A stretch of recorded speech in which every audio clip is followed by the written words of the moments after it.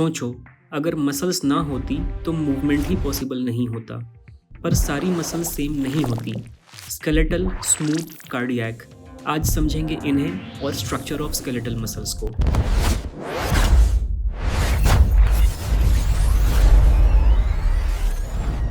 तो हेडिंग बना लेते हैं हम लोग यहाँ पे मस्कुलर टिश्यू का।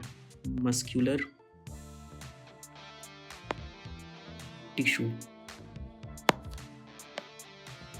ठीक है। अब इसके पॉइंट को लिखना स्टार्ट करते हैं। तो बेसिकली हमारे बॉडी में जितना भी मूवमेंट है, ये मस्कुलर टिश्यू उन सारे मूवमेंट्स के लिए रिस्पॉन्सिबल है। अगर उस मूवमेंट को हम कंट्रोल करते हैं तो भी, और अगर उस मूवमेंट को हम कंट्रोल नहीं करते हैं तो भी, ठीक है। तो इस पॉइंट को हम लोग यहाँ पे लिखते हैं, responsible for all types of body movement. It is responsible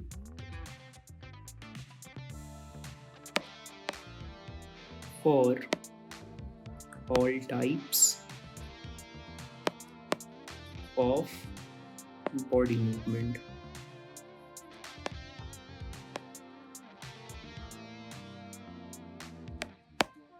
ठीक है। अब इसके स्ट्रक्चर, लोकेशन एंड बेसिस के आधार पे हमने मस्कुलर टिश्यू को 3 पार्ट्स में डिवाइड कर दिया है, ठीक है। तो इसको डिवाइड करने का, इसको अलग अलग टाइप्स में कैटेगराइज करने का जो क्राइटेरिया है वो 3 बातों पे डिपेंड कर रहा है, इसके स्ट्रक्चर पे, इसके लोकेशन पे और इसके फंक्शन पे, ठीक है। तो इस पॉइंट को भी हम लोग लिखते हैं कि on the basis of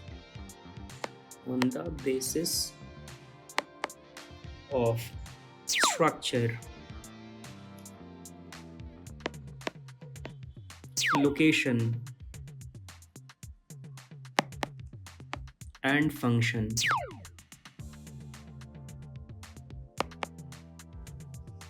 divided into 3 types, ठीक है। तो ये सब जो है यहाँ पे स्ट्रक्चर, लोकेशन एंड फंक्शन, ये यहाँ पे कीवर्ड्स हैं। क्वेश्चन आएगा कि मसल को डिवाइड करने का क्राइटेरिया क्या है, ठीक है। तो जिस ऑप्शन में स्ट्रक्चर, लोकेशन, फंक्शन तीनों दिए रहेंगे वही ऑप्शन हमारा करेक्ट ऑप्शन होगा। तो स्ट्रक्चर, लोकेशन एंड फंक्शन, ठीक है। स्ट्रक्चर, लोकेशन एंड फंक्शन, इसके आधार पर हमने स्केलेटल मसल्स को 3 टाइप्स में डिवाइड कर दिया है। They are divided into 3 types, ठीक है। और इस 3 टाइप्स को हम लोग 3 एरोज पे दिखाते हैं, 1, 2 एंड 3। और ये जो 3 टाइप्स हैं, इनमें सबसे पहली टाइप का नाम है स्केलेटल मसल्स। इन्हें स्केलेटल मसल्स हम लोग इसलिए बोलते हैं क्योंकि ये हमारे बॉडी में स्केलेटन से जुड़े होते हैं, ये हमारे बॉडी में बोन से जुड़े होते हैं। So these are known as skeletal muscles. The next very type is visceral muscles. जैसा कि हमने पहले भी सीखा था जब हम लोग वाइसरल बोन पढ़ रहे थे कि वाइसरल वर्ड जो है इसका मतलब होता है बॉडी के सॉफ्ट ऑर्गन, ठीक है। तो सॉफ्ट ऑर्गन यहाँ पे कीवर्ड है। तो बॉडी के जितने भी सॉफ्ट ऑर्गन हैं एक्सेप्ट फॉर हार्ट, ठीक है, वाइसरल मसल्स उनमें पाए जाएंगे। और जो हार्ट में मसल्स पाई जाएगी है ना, उसे हम लोग कार्डियक मसल्स बोलेंगे। मतलब कार्डियक मसल्स जो हैं वो सिर्फ और सिर्फ हमारे हार्ट में ही पाई जाएंगी, ठीक है। अब इनके बारे में कुछ पॉइंट्स लिखना स्टार्ट करते हैं। ये जो स्केलेटल मसल है, ठीक है, ये स्केलेटल मसल क्या हमने सीखा कि ये हमारे बोन्स से अटैच्ड है, ये हमारे स्केलेटन से अटैच्ड है, इसीलिए हम इसे स्केलेटल मसल्स कहते हैं। सो दीज आर, इन्हें हम लोग स्केलेटल इसलिए बोलते हैं because these are attached to bones, ठीक है। वाइसरल मसल्स जो हैं ये हमारे बॉडी के हॉलो एंड वाइसरल मतलब सॉफ्ट ऑर्गन में पाए जाते हैं, ठीक है, लेकिन ये हार्ट में नहीं पाए जाते। तो इस पॉइंट को भी हम लोग लिखते हैं कि except for heart, except for heart present in walls of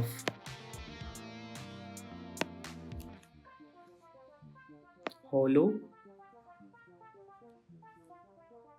visceral organs,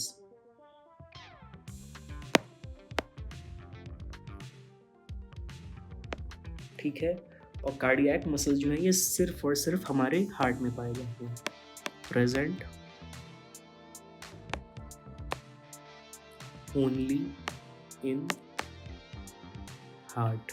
ठीक है, यहाँ पे हमें कन्फ्यूजन ना हो इसीलिए हम लोग यहाँ पे 3 कॉलम्स बना लेते हैं और इन कॉलम्स में हम लोग इनके रेस्पेक्टिव पॉइंट्स को लिखना स्टार्ट करते हैं। फाइन, ठीक है। तो स्केलेटल मसल जो है बेटा, इसे हम लोग स्ट्रिएटेड मसल या फिर स्ट्राइप्ड मसल्स भी बोलते हैं। क्यों? क्योंकि इसमें dark band and light band होते हैं। इनमें कुछ प्रोटीन के फिलामेंट्स होते हैं जिन्हें हम लोग एक्टिन एंड मायोसिन बोलते हैं। इसके स्ट्रक्चर को भी हम लोग पढ़ेंगे, लेकिन अभी नहीं।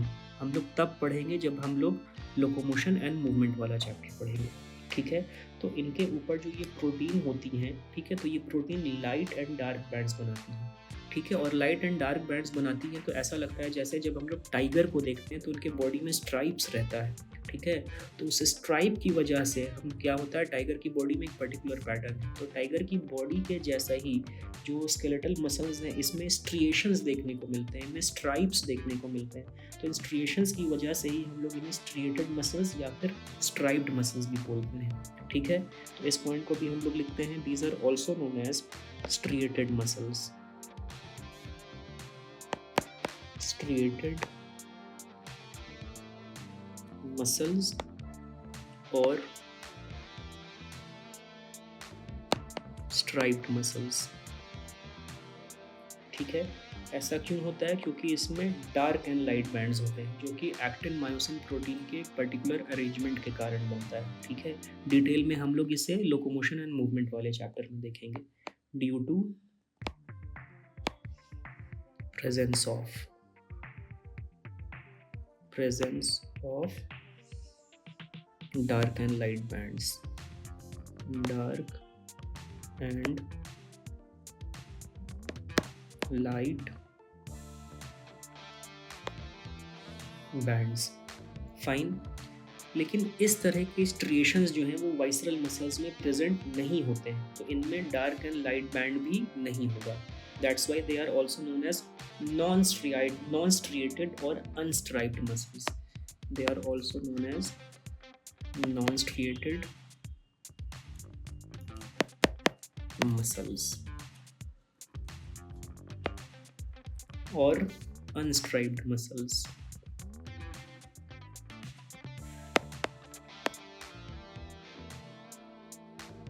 ठीक है, ऐसा क्यों होता है? क्योंकि इसमें डार्क एंड लाइट बैंड्स होते ही नहीं हैं। Due to absence of dark and light band। Fine, अब जो कार्डियक मसल्स हैं इनमें भी dark and light bands present होते हैं, तो देखने में ये स्ट्रिएटेड या फिर स्ट्राइप दिखेंगे, तो इन्हें भी हम लोग स्ट्रिएटेड मसल्स कह सकते हैं। स्ट्रिएटेड मसल्स हैं या फिर इन्हें हम लोग स्ट्राइप्ड मसल्स भी बोलेंगे। Striped muscles, again due to presence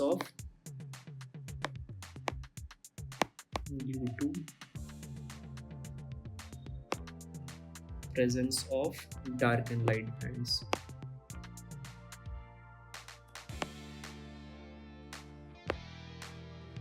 और ये डार्क एंड लाइट बैंड्स हमें नॉर्मल माइक्रोस्कोप में नहीं दिखेंगे, क्योंकि ये प्रोटीन के बैंड्स हैं, तो ये हमें इलेक्ट्रॉन माइक्रोस्कोप में दिखेंगे due to presence of dark and light bands. ठीक है, फर्दर हम लोग कंटिन्यू करते हैं। फर्दर कॉलम को हम लोग यहाँ पे एक्सटेंड कर देते हैं।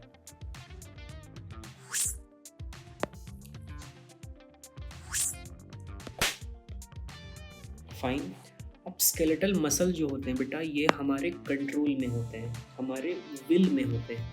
ठीक है, इनके मूवमेंट को हम कंट्रोल कर सकते हैं।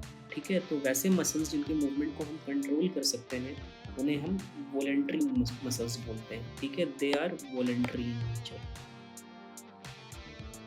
Voluntary in nature. ठीक है, वाइसरल मसल में क्योंकि डार्क एंड लाइट बैंड नहीं होते हैं, स्ट्रिएशन नहीं होते हैं, ठीक है, स्ट्राइप्स नहीं होते हैं, तो देखने में ये एक स्मूथ अपीयरेंस देते हैं। इसीलिए वाइसरल मसल को हम लोग स्मूथ मसल्स भी बोलते हैं। These are also known as smooth muscles.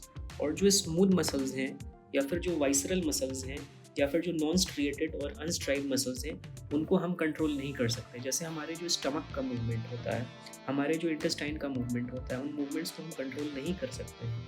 ठीक है, तो जो मसल्स हमारे कंट्रोल में नहीं हैं या फिर जिनके मूवमेंट को हम कंट्रोल नहीं कर सकते हैं, वैसे मसल्स को हम लोग बोलते हैं कि इनवॉलेंट्री।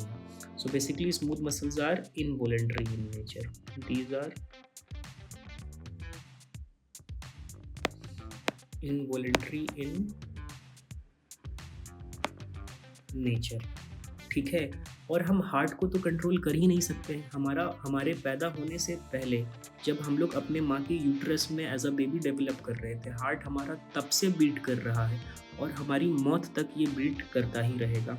ठीक है, हार्ट के बीट करने को हम लोग अपने मर्जी से फास्ट या स्लो तो नहीं कर सकते हैं। हार्ट के बीट करने को हम लोग अपने मर्जी से एकदम से रोक तो नहीं सकते हैं, या रुके हुए हार्ट को, जो इंसान मर गया उसको हम लोग उसके हार्ट को फिर से बीट कराना तो हम लोग स्टार्ट नहीं कर सकते हैं। ये बात अलग है कि कुछ मेडिकल टेक्नोलॉजीज़ है जैसे सीपीआर है या फिर बहुत सारे ऐसे टेक्निक है जहाँ पे हम लोग शॉक्स देते हैं तो हार्ट फिर से उनका बीट करना स्टार्ट कर जाता है, वो एक अलग बात है। लेकिन जो इंसान है, क्या वो खुद एक रुके हुए हार्ट को फिर से बीट करा सकता है? नहीं, वो उसको नहीं करा सकता है। तो हार्ट मसल का बीट करना जो है वो हमारे कंट्रोल में नहीं है, इसीलिए हार्ट मसल्स भी जो हैं वो नेचर से इनवॉलेंट्री होती हैं। ठीक है, these are involuntary in nature. Involuntary in nature. ठीक है, अब जो स्केलेटल मसल्स हैं वो अनब्रांच्ड होती हैं। ठीक है, वो लॉन्गिट्यूडनल रॉड्स की तरह बंडल्स में प्लेस्ड रहती हैं।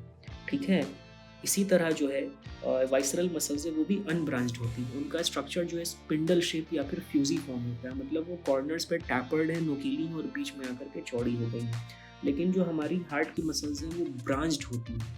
ठीक है, हार्ट की मसल्स जो ब्रांच होती हैं ये हार्ट को बीट करने में हेल्प करता है। तो हार्ट मसल्स या फिर कार्डियक मसल्स को छोड़ करके ये जो rest of the two muscles हैं ये नेचर से अनब्रांच्ड होती हैं। ठीक है, ये अनब्रांच्ड है।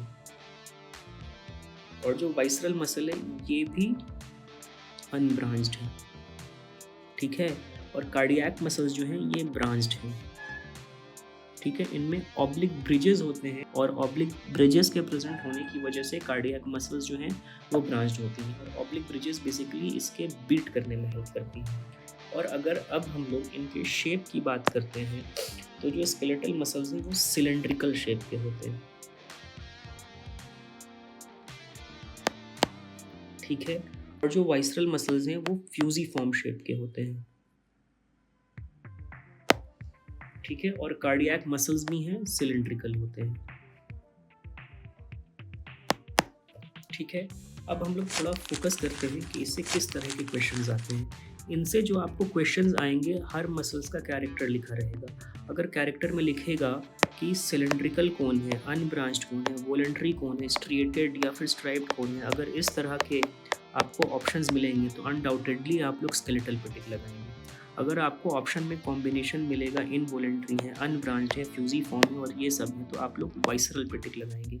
अगर आपको ऑप्शन में स्ट्रिएटेड मिलेगा, स्ट्राइशंस मिलेंगे, ठीक है, लेकिन नेचर उनका इनवॉलेंट्री रहेगा, ब्रांच्ड रहेगा, सिलेंड्रिकल रहेगा, तो आप लोग कार्डियक मसल पे टिक लगाएंगे। ठीक है, इन सारे पॉइंट्स को आप लोग याद रखिए। ठीक है, और इन्हीं पॉइंट्स के अकॉर्डिंग देखिए कि कौन सा कैरेक्टर्स जो है वो किस मसल को रिप्रेजेंट कर रहा है और उन कैरेक्टर्स के अलॉन्ग आप लोग राइट ऑप्शंस को चूज़ कीजिए। ठीक है, मूव ऑन करते हैं अब हम लोग स्केलेटल मसल्स को। ठीक है, इनमें से जितनी मसल्स दे रखी हुई हैं, 3 टाइप्स की मसल्स दे रखी हैं, इन सब को अब हम थोड़ा डिटेल में सीखेंगे। तो सबसे पहले जो हमें यहाँ पे सीखना है दैट इज स्केलेटल मसल्स। तो हेडिंग हम लोग बना लेते हैं यहाँ पे स्केलेटल मसल का। Skeletal muscles. ठीक है, जैसा कि इसके नाम में ही रिप्रेजेंट किया गया है कि ये मसल जो है किसी ना किसी बोन से कनेक्टेड रहेगी। ठीक है, और साथ के साथ ये मसल जो है हमारी बॉडी में सबसे ज़्यादा पाई जाती है। So these are the most abundant muscles of our body. Most abundant. ठीक है, और क्योंकि ये किसी बोन से पाई जा रही है, यहाँ पे इसको क्लियर करने के लिए हम एक बोन बना रहे हैं। सपोज ये एक बोन है। ठीक है। अब इस बोन से, ठीक है, क्या होता है, स्केलेटल मसल कनेक्टेड होती है, ठीक है। अब बोन को मसल से कनेक्ट करने वाला जो स्ट्रक्चर है, that very structure is known as tendon. तो ये जो है यहाँ पे एक टेंडन है, यहाँ पे जो मैंने लाइट पिंक शेड किया है ये एक टेंडन को रिप्रेजेंट कर रहा है। टेंडन क्या कर रहा है, इस बोन को मसल से कनेक्ट कर रहा है, ये एक मसल है। अगेन फिर बोन के नीचे वाले पार्ट से इसको एक टेंडन कनेक्ट कर रहा है। तो बेसिकली हमने क्या सीखा, ये स्ट्रक्चर जो है ये हमारा बोन है, ठीक है। और जो रेड कलर में हमें यहाँ पे दिख रहा है ये क्या है, मसल है, ठीक है। और लाइट पिंक शेड में जो हमें दिख रहा है ये क्या है, ये टेंडन है। टेंडन का काम क्या है, it connects muscle to bone और बोन टू मसल, जो कि इस डायग्राम में बिल्कुल क्लियर है। This is tendon, this is also tendon, ठीक है। अब हम इस मसल के इंटरनल स्ट्रक्चर को देखेंगे। इस मसल को काट करके हम लोग इसके माइक्रोस्कोपिक लेवल पे जा करके इसके स्ट्रक्चर को समझने की कोशिश करेंगे। सपोज कीजिए इस मसल को हमने यहाँ पे काट दिया, ठीक है, तो ये मसल फ्री हो जाएगा, है ना। हमने क्या किया है, इस मसल को यहाँ से काट दिया है, ठीक है। तो ये मसल का यहाँ पे टेंडन काट दिया है, तो ये मसल फ्री हो गया। ये मसल फ्रीली अब मूव कर रहा है, ठीक है। ऐसा कुछ रियलिटी में बॉडी में नहीं होता है, हम बस आपको समझाने के लिए बोल रहे हैं। तो क्या होगा अब, ठीक है, फिर से हमें बोन बनाना पड़ेगा। यहाँ पे बना लेते हैं हम लोग फिर से बोन। ये बोन है और इस बोन के नीचे वाले टेंडन को हमने काट दिया था, तो ये मसल जो है ऊपर की तरफ उठ तो जाएगा ना, ये कुछ इस फैशन में ऊपर की तरफ उठ रहा है। ये मैं बस आपको समझाने के लिए, आपके ब्रेन में एक इमेज क्रिएट करने के लिए कर रहा हूँ, ताकि आप लोग रियलिटी में समझें कि मैं क्या समझाना चाह रहा हूँ। और ये इसका कटा हुआ टेंडन है, ठीक है। अब इस मसल को हम लोग क्या कर रहे हैं, बीच से काट रहे हैं, और काटने के बाद इस कटे हुए स्ट्रक्चर के अंदर झांक करके हम लोग देख रहे हैं, ठीक है। हमने इस मसल को यहाँ पे क्या किया है, बीच में एक कट लगा दिया है। अब कट लगाने के बाद इसके अंदर हम लोग झांक करके देखेंगे कि कैसा स्ट्रक्चर होता है, ठीक है। तो फिर से इस डायग्राम को हम बेसिक लेवल पे समझाने की कोशिश कर रहे हैं। फिर से हमें बोन बनाना होगा, ठीक है। आप लोग भी मेरे साथ बनाते रहिए ताकि आप लोगों को भी बिल्कुल क्लियरली समझ में आता रहे, ठीक है। और ये कटा हुआ मसल हम दिखा रहे हैं। तो जो मसल का जो पार्ट, जहाँ पे जिस रीजन पे मसल्स पे हमने कट मारा था, यहाँ पे इस रीजन को अब हम जूम करके देखेंगे, इसके अंदर हम लोग झांक करके देखेंगे। तो हम लोग सिर्फ इसके कटे हुए पार्ट को जूम कर रहे हैं यहाँ पे, ठीक है। तो हमें कुछ इस तरह का स्ट्रक्चर देखने को मिलेगा। ये इसका कटा हुआ रीजन है, ठीक है। ये एक मसल है, ठीक है। इस स्ट्रक्चर को हम लोग क्या बोलते हैं, इस स्ट्रक्चर को हम लोग मसल बोलते हैं, ठीक है। ये क्या है, ये है मसल, ठीक है। इस मसल का एक और नाम है जहाँ पे बच्चे कंफ्यूज कर जाते हैं, ठीक है। इस मसल को हम लोग बंडल ऑफ फैसिकल भी बोलते हैं, बंडल ऑफ फैसिकल। ऐसा इसलिए बोलते हैं क्योंकि इस मसल के अंदर बहुत सारे फैसिकल्स होते हैं, और ये फैसिकल्स जो है बंडल के फैशन में होते हैं, इसीलिए हम लोग मसल को बंडल ऑफ फैसिकल भी बोलते हैं, ठीक है। अब यहाँ पे दूसरा बात हमें ये याद रखना है कि ये जो मसल है इसकी एक कवरिंग होती है, ठीक है। इस कवरिंग को हम लोग एपीमाइसियम बोलते हैं, ठीक है। और ये मसल जो है बेटा एक धागे की तरह स्ट्रक्चर है। ऐसा लगता है कि यहाँ धागे के अंदर प्रोटीन है। तो ये मैंने आपको निमोनिक्स बताया है, धागे के अंदर प्रोटीन। 3 बार धागा आ रहा है और चौथी बार में प्रोटीन आ रहा है। निमोनिक्स क्या है यहाँ पे, धागे के अंदर प्रोटीन, जहाँ पे हर धागे का अपना एक अलग नाम है और हर एक धागे की अपनी एक अलग कवरिंग है, मतलब 3 बार धागा है, उन तीनों धागों का एक अपना अलग नाम है और इन तीनों धागों की अपनी एक अलग कवरिंग है। तो यहाँ पे जो सबसे फर्स्ट लेवल पे धागा हमें एनकाउंटर हो रहा है दैट इज़ मसल, ठीक है। अब इस मसल की अपनी एक अलग कवरिंग है बेटा, ठीक है। ये जो यहाँ पे दिख रहा है स्ट्रक्चर, ये इस मसल की कवरिंग है, ठीक है। मसल के सामने ही हम लिख देते हैं ये इस मसल की कवरिंग है। इसकी कवरिंग को हम लोग बोलते हैं, जो फर्स्ट लेवल पे धागा है उस धागे का नाम मसल है और उसकी अपनी एक कवरिंग है और इसकी कवरिंग को हम लोग एपीमाइसियम बोलते हैं। ये सारे नीट के क्वेश्चन हैं, ठीक है, इसीलिए एक एक पॉइंट को आप लोग ध्यान से समझिए, ठीक है। अब इस एपीमाइसियम के नीचे क्या होता है बेटा, कोलेजन की एक शीट होती है, क्योंकि मसल क्या है, बंडल ऑफ फैसिकल है। उन फैसिकल को यहाँ पे एकदम जकड़ के रखना है, यहाँ पे एकदम उन्हें आपस में पकड़ के रखना है, ठीक है। तो इस एपीमाइसियम के नीचे क्या होता है बेटा, कोलेजन की एक लेयर होती है, ठीक है। ये एक कनेक्टिव टिश्यू है, फाइब्रस कनेक्टिव टिश्यू है और ये कोलेजन की जो लेयर है इसके नीचे जो बहुत सारे मसल के फैसिकल देखने को मिलेंगे, बंडल ऑफ फैसिकल देखने को मिलेंगे, उनको वो जकड़ के रखेगा, ठीक है। अब इनके अंदर, ठीक है, मतलब मसल के अंदर हमें क्या देखने को मिलेगा, हमें बहुत सारे फैसिकल देखने को मिलेंगे। मतलब फैसिकल जो है वो हमारा दूसरे लेवल का धागा है, ठीक है। हमें क्या होगा, हमें यहाँ पे बहुत सारे फैसिकल देखने को मिलेंगे। ये एक फैसिकल है, ये दूसरा है, ये तीसरा है, ये चौथा है, ये पांचवा है। इसी तरह इसके अंदर हमें बहुत सारे फैसिकल देखने को मिलेंगे, ठीक है। फैसिकल जो है ये हमारा सेकंड लेवल का धागा है, ठीक है। अब हमने क्या सीखा कि एपीमाइसियम के नीचे क्या है, कोलेजन की एक शीट है, ठीक है। इस कोलेजन की इस शीट को हम लोग, ये वाली शीट को हम लोग फेसिया बोलते हैं, ठीक है। अब इसके अंदर क्या है, बहुत सारे फैसिकल हैं, ठीक है। इन फैसिकल, ये जो फैसिकल हैं, ठीक है, इनको भी आपस में बंडल बनाने के लिए, क्योंकि ये एक धागे की तरह स्ट्रक्चर है, ब्रिसल लाइक स्ट्रक्चर है, बहुत ये नाजुक हो सकते हैं, डेलिकेट हो सकते हैं, इनको आपस में बांध के रखना है, जकड़ के रखना है। तो एक तो फेसिया तो इन्हें ओवरऑल बाइंड कर ही रहा है, इन सारे बंडल को आपस में पकड़ करके तो बाइंड कर ही रहा है, साथ के साथ हर फेसिया के चारों तरफ कनेक्टिव टिश्यू की एक शीट और होगी, ठीक है। मैं कह रहा हूँ यहाँ पे कि हर फेसिया के चारों तरफ भी कनेक्टिव टिश्यू की एक शीट और होगी, ठीक है। इस शीट को भी हम लोग फैसिया ही बोलेंगे, ठीक है। इसके चारों तरफ भी क्या होगा, कनेक्टिव टिश्यू, कोलेजन फाइबर की एक शीट होगी। सपोज कीजिए आपने लकड़ी की एक गठरी बना ली है, उस गठरी के अंदर 10 पतली पतली लकड़ी है, ठीक है। उस 10 लकड़ी को आपने एक रस्सी से बांध दिया है, ठीक है।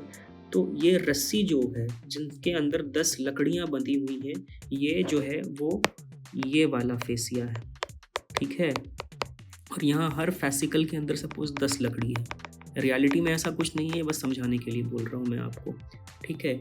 प्लस हर गठरी में क्या है, 10 लकड़ी है। अब ऐसी 200 गठरी आपने और ले ली, ये सब मिलकर के 200 गठरी को रिप्रेजेंट कर रही है और ये 200 गठरी फिर एक कॉमन धागे से बंधी हुई है, ठीक है।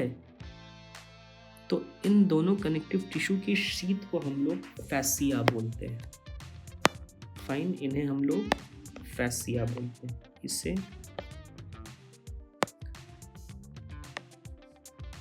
इन्हें और इन्हें हम लोग फैसिया बोलते हैं, फैसिया, ठीक है। ये स्ट्रक्चर फैसिकल है और फैसिकल की कवरिंग को, इंडिविजुअल कवरिंग को और ओवरऑल कवरिंग को हम लोग फैसिया बोल रहे हैं, ठीक है। और इन मसल्स के अंदर हमें कुछ ब्लड वेसल्स देखने को भी मिलेंगे। सपोज ये इसकी आर्टरी है, सपोज ये इसके वेन्स हैं, ठीक है। तो हमें ब्लड वेसल्स भी देखने को यहाँ पे मिलेंगे, तो इसको भी हम लोग लिख लेते हैं। ये क्या है बेटा, ये इसके ब्लड वेसल्स हैं, ब्लड वेसल्स, ठीक है। फिर से हम लोग वापस आते हैं कि जो सबसे फर्स्ट लेवल का धागा था वो था मसल, और इस फर्स्ट लेवल के धागे मतलब मसल की कवरिंग को हमने एपीमाइसियम कहा था। इसका जो सेकंड लेवल पे धागा है वो है इसका फैसिकल। ठीक है, फैसिकल का एक और नाम है। ठीक है, इन फैसिकल्स को हम लोग मसल बंडल भी कहते हैं। ठीक है, तो इसकी भी लेबलिंग हम लोग कर लेते हैं। ये क्या था, ये स्ट्रक्चर्स जो हैं, ये स्ट्रक्चर्स जो हैं इन्हें हम लोग फैसिकल बोलते हैं। ठीक है, और फैसिकल की जो कवरिंग है वो है फैसिया। ठीक है, तो ये स्ट्रक्चर्स जो हैं ये हैं फैसिकल। ठीक है, और इन फैसिकल को हम लोग मसल बंडल भी बोलते हैं। मसल बंडल, आप लोग वर्ड्स में कंफ्यूज कर सकते हैं। ठीक है, तो ध्यान दीजिए, यहाँ पे बंडल ऑफ फैसिकल मसल है। ठीक है, फिर से मैं बोल रहा हूँ, बंडल ऑफ फैसिकल मसल है। ठीक है, और मसल बंडल जो है वो फैसिकल है। तो इन कीवर्ड्स को आप लोग बहुत ध्यान से समझिएगा और बहुत ध्यान से पढ़िएगा। ठीक है, अब हम लोग क्या करेंगे, यहाँ पे जो इतने सारे फैसिकल हैं इनमें से एक फैसिकल को खींच करके हम लोग बाहर निकालेंगे। ठीक है, इनमें से क्या करेंगे, हम लोग एक फैसिकल को खींच करके बाहर निकालेंगे। सपोज हमने इस वाली फैसिकल को, मतलब सेकंड लेवल पे जो धागा है उसको खींच करके बाहर निकाला, और उसका जो टर्मिनल पार्ट था, एंड वाला पार्ट था, मतलब ये जहाँ पे मैं बना रहा हूँ इसको फिर हमने जूम करके देखा।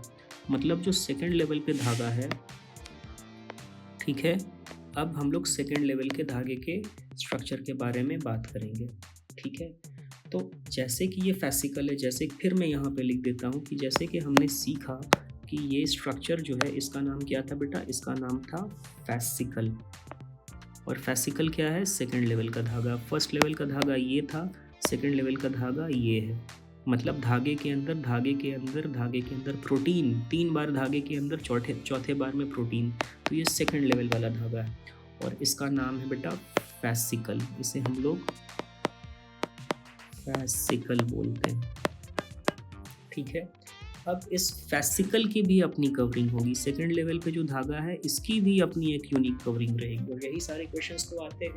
ठीक है, मसल की कवरिंग क्या है, फैसिकल की कवरिंग क्या है, और मसल सेल मतलब जो तीसरे लेवल पे आने वाला धागा है उसकी कवरिंग क्या है। ठीक है, तो जो फैसिकल की कवरिंग है इसे हम लोग पेरीमाइसियम बोलते हैं। पेरीमाइसियम। ठीक है, अब इन फैसिकल्स के अंदर क्या होंगे बेटा, बहुत सारे मसल सेल्स होंगे। ये सब क्या है, मसल सेल्स हैं। इन मसल सेल्स को हम लोग मायोसाइट्स भी बोलते हैं, या फिर इन मसल सेल्स को हम लोग मसल फाइबर भी बोलते हैं, क्योंकि अगेन मसल फाइबर जो है वो एक धागे की तरह, एक फाइबर की तरह स्ट्रक्चर है। ठीक है, तो इसका भी नाम हम लोग यहाँ पे लिख लेते हैं। ये क्या है बेटा, ये सब मसल सेल है। These are muscle cell. ठीक है, या फिर इन्हें हम मायोसाइट भी बोलते हैं। ठीक है, या फिर इन्हें हम मसल फाइबर भी बोलते हैं। मसल फाइबर भी बोलते हैं। अब हम लोग क्या करेंगे, इनमें से एक मसल फाइबर को खींच करके बाहर निकालेंगे और इनके टर्मिनल पार्ट को, एंड वाले पार्ट को हम लोग जूम करके देखेंगे। ठीक है, तो ये तीसरे लेवल का धागा है। ये फर्स्ट लेवल का धागा दैट इज मसल, इसकी कवरिंग एपीमाइसियम। ठीक है, ये सेकंड लेवल का धागा दैट इज फैसिकल, इसकी कवरिंग पेरीमाइसियम। और ये थर्ड लेवल का धागा दैट इज मसल सेल, इसकी कवरिंग एंडोमाइसियम। ठीक है, अब ये जो मसल सेल है बेटा, इसका क्या होगा, इसकी भी कवरिंग होगी। तो इस बात को भी हम लोग यहाँ पे बिल्कुल क्लियरली लिखते हैं। ये क्या है, दिस इज मसल सेल।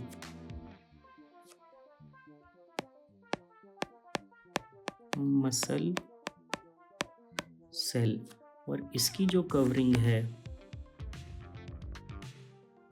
इसे हम लोग एंडोमाइसियम बोलते हैं। जगह नहीं है यहाँ पे तो मैं नीचे लिख देता हूँ, it is known as endomysium.